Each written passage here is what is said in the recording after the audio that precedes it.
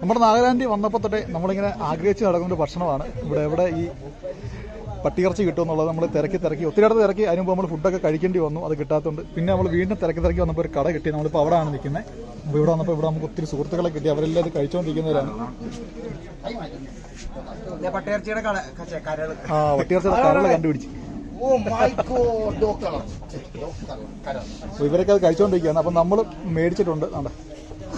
നമ്മളിവിടെ പട്ടിയിറച്ചിയും മേടിച്ചിട്ടുണ്ട്, റൈസ് ബിയറും മേടിച്ചിട്ടുണ്ട്. ഇവിടെ ടേസ്റ്റിങ് നടന്നുകൊണ്ടിരിക്കുക. ടേസ്റ്റ് ചെയ്ത് കേട്ടോ. പക്ഷെ ഇവിടുന്ന് നമ്മൾ മേടിച്ചത് ഇച്ചിരി ഉപ്പ് കൂടി ഏതാണ് പ്രശ്നം.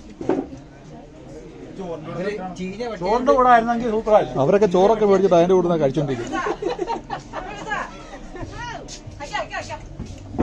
എങ്ങനെയുണ്ട്? കുടിച്ചോ.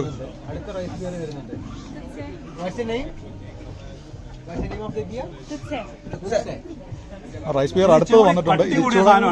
വീര്യം കൂടിയ സാധനം. ഇതിന് 100 രൂപയുള്ളൂ. ഇതിന് 100, ഇതിന് 150. ഇതിന് ഇച്ചിരി കൂടി വീര്യം കൂടിയതാണ്. പട്ടിയിറച്ചിക്ക് 150. 150 കൂടുതലൊരു സാധനമില്ല. കുഴപ്പമില്ല. ഓക്കെ, ഇപ്പൊ രണ്ടും ട്രൈ ചെയ്തിട്ടുണ്ട്. ഇതിന് ഉപ്പ് കൂടുതലാണെന്നേ ഉള്ളൂ. ഇത് നമ്മൾ വെക്കുന്ന രീതിയിലൊക്കെ വെച്ച് കഴിഞ്ഞാൽ ടേസ്റ്റ് ഉണ്ട്.